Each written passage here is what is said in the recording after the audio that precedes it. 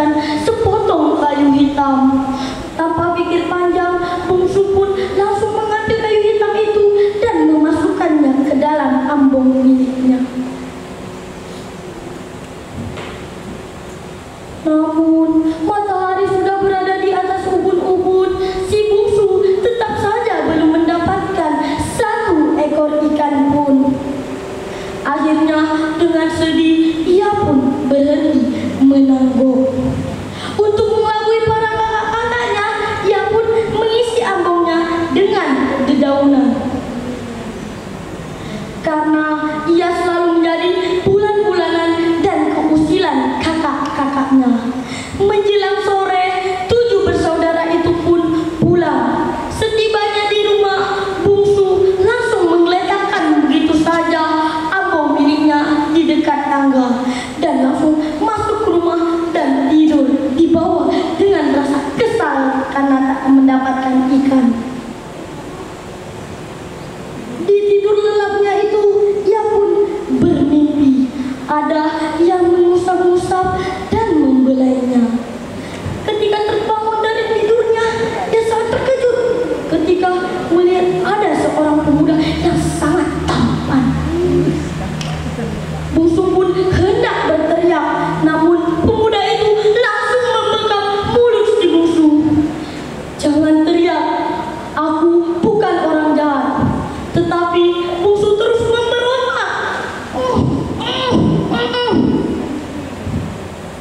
"Tenang, aku akan melepaskanmu. Tapi kau harus berjanji terlebih dahulu. Jika aku melepaskanmu, kau tidak berteriak." Bungsu pun mengangguk dengan ragu. Pemuda itu pun melepaskan bekapannya dari si bungsu. "Siapa kau? Berani-beraninya kau masuk ke rumahku? Dan apa maksudmu tidur di sebelahku?" "Namaku Bujang Begat. Aku berasal dari sepotong kayu hitam yang kau ambil tadi pagi." Bungsu menatap Begat tak percaya. "Jangan kau mengada-ngada, mana mungkin sepotong kayu hitam berubah menjadi manusia." "Aku tahu kau pasti sulit mempercayai ini, tapi percayalah." Bungsu pun menatap sekali lagi Megat yang sangat tampan sesuai dengan idaman hatinya. Bungsu pun berhayal bahwa Megat suatu saat nanti bakal menjadi suaminya. Tetapi ia langsung sadar dan ia ingin bangkit dari pembaringan. Namun Megat menahannya. "Bungsu, janganlah kau pergi dulu. Coba kau ceritakan tentang kehidupanmu." Bungsu pun menceritakan kehidupannya. Lalu timbullah hasrat Megat untuk mempersuntingnya. Tetapi bungsu harus menunggu keputusan dari keenam kakaknya. Megat pun merasa tidak mampu jika menceritakan asal-usulnya kepada keenam kakak si bungsu. Karena bungsu sudah kepincut berat dengan si Megat, mereka pun sepakat bahwa akan menyembunyikan Megat terlebih dahulu sampai waktu yang belum ditentukan. Bungsu pun bangkit dari pembaringan. Karena sedang bersembunyi untuk pergi ke sumur, Megat harus menunggu sampai malam hari agar dilihat oleh orang lain. Mereka berdua pun mengatur strateginya. Bungsu langsung menjahit 7 lapis kelambu untuk Megat bersembunyi. Megat tidak diperbolehkan untuk keluar rumah dan hanya diperbolehkan tidur di dalam kelambu itu.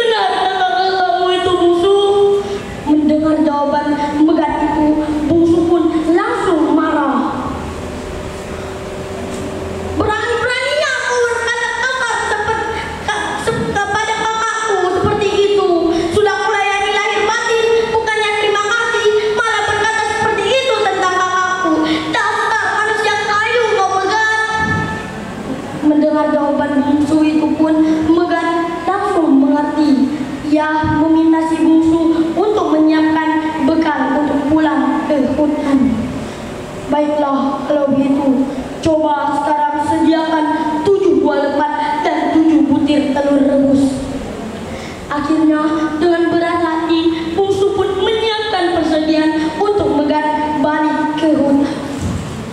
Megat, janganlah kau kembali ke hutan hari ini. Di hari ini kau di rumah saja. Tidak bisa, aku harus kembali ke hutan hari ini.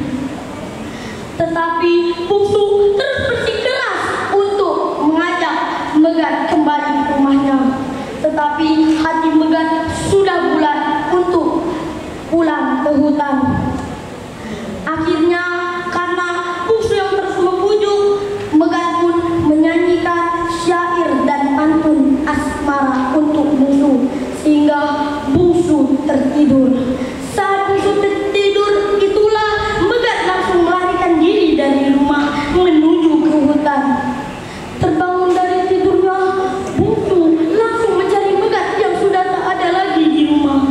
Ia mencari ke rumah kakak-kakaknya, namun tidak ada. Dan ia pun langsung ke hutan untuk mencari Megat.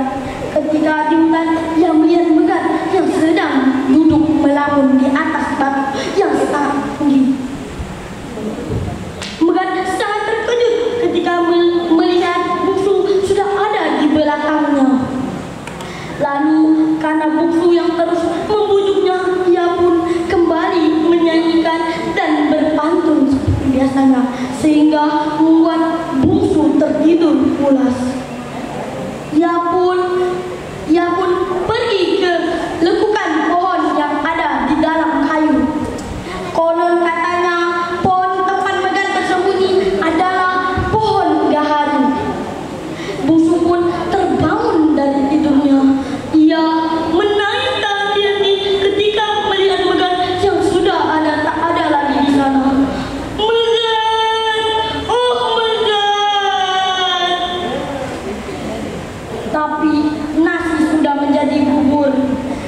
Bersembunyi di dalam lekukan kayu telah mengakhiri kisah Megat menjadi manusia. Akhirnya kayu gaharu yang berbau wangi